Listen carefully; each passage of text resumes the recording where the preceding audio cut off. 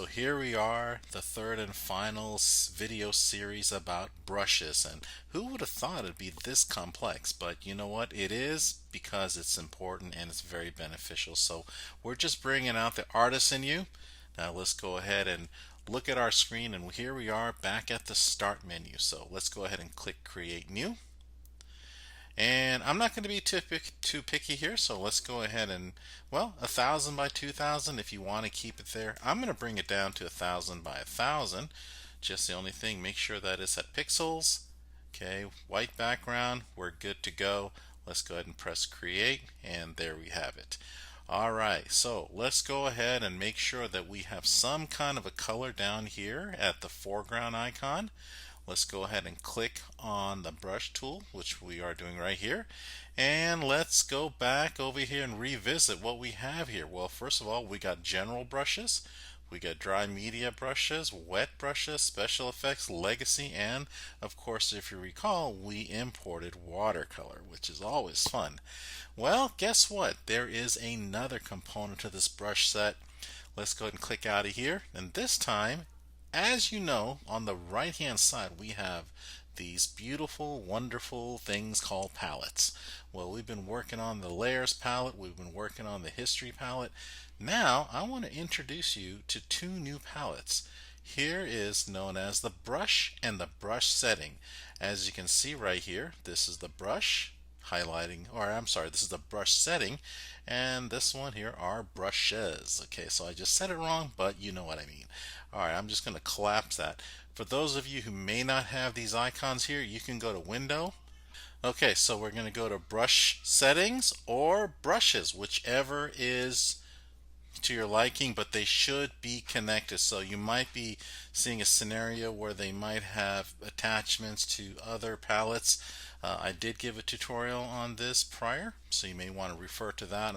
But brushes and brush settings should be very next to each other, just like I've always advocated layers and history be next to each other. So, and with this, I'm just going to bring this, kind of let it float a little bit. I have no reason to have it attached, but for those of you who want to have that, you can. There it is right there.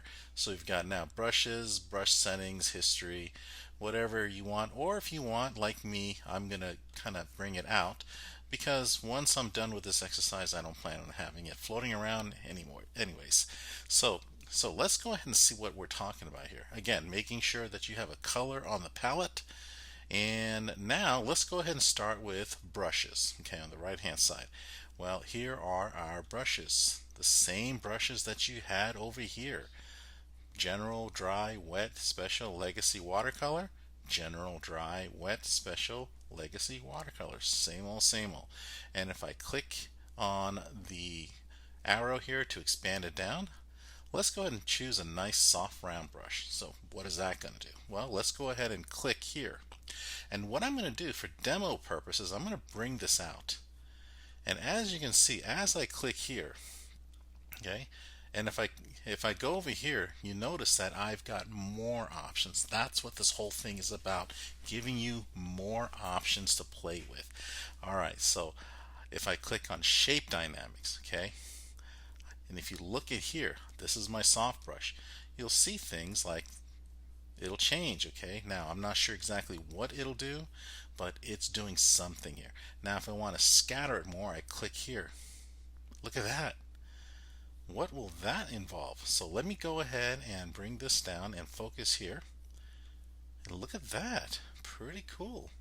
It's actually scattering. It's not that soft straight brush that I thought it would be. I'm going to go ahead and change this to a different color now. And sometimes the palette goes off, so I'm going to choose red. Now I'm going to choose dual brush. Well, what does that mean? Does that mean that I can choose two brushes at once? Let's find out. Let's go ahead and click on, well, let's go 305. I don't know what that is, but 306. Well, let's see what that's all about. Look at that. I'm actually adding something here. Pretty interesting here, to say the least. So with that being said, so in other words, I'm actually adding another brush while the other one is still being selected. So let's go ahead and get out of here. Let's kick on color dynamics, and see where this brush ends up. See, notice some crazy stuff over here. So at any rate, it looks like we're gonna have to get ourselves another canvas. I'm just gonna go ahead and attach this back. I'm gonna go to File, New, and 1000 by 1000. Okay, there's my empty canvas. Let's go back to brushes and find something else really cool. Let's go to, well, let's go into Legacy.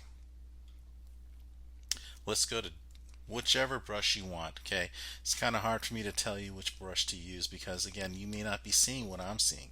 So I'm going to choose this one right here, DP Crackle, or let's choose a Stars, DP Stars.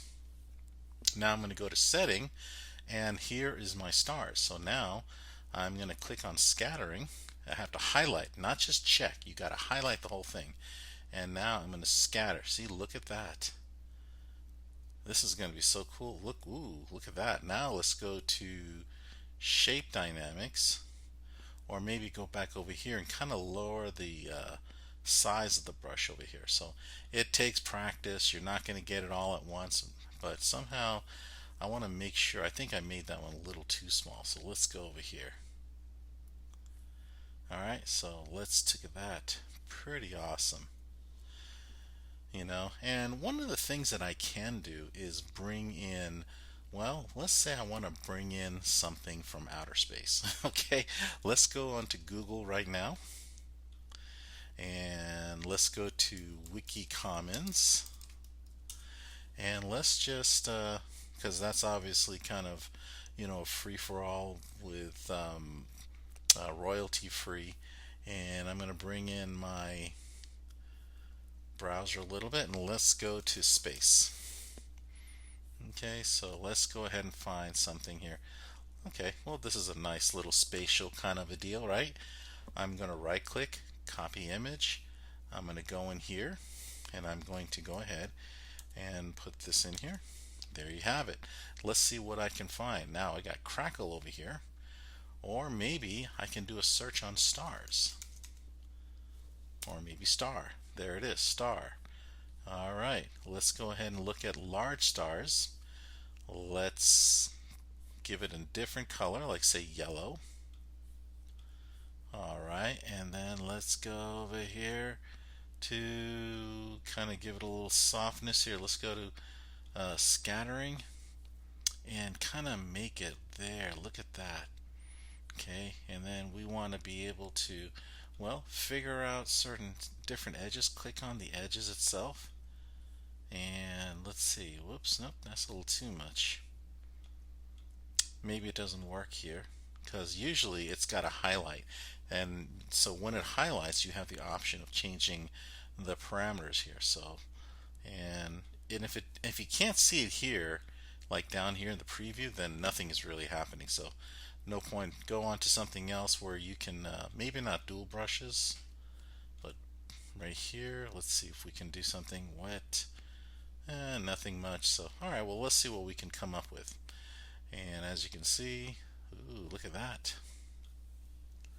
So you can just kind of color in there and see what kind of phenomenons you can work with. So at any rate, what I'm trying to say here is that you have more options. You just have to know what to look for, know kind of experiment about. That's what Photoshop is really all about, experimenting. So at any rate, give it a go give it a go, and go ahead and create something really cool. So create something like a, well, think back to your kindergarten, first grade, second grade days where you're taking a brush and creating something. Okay, so create some kid artwork. Bring back your inner child. All right, this is Mr. Hague coming at you. We'll see you at the next lesson.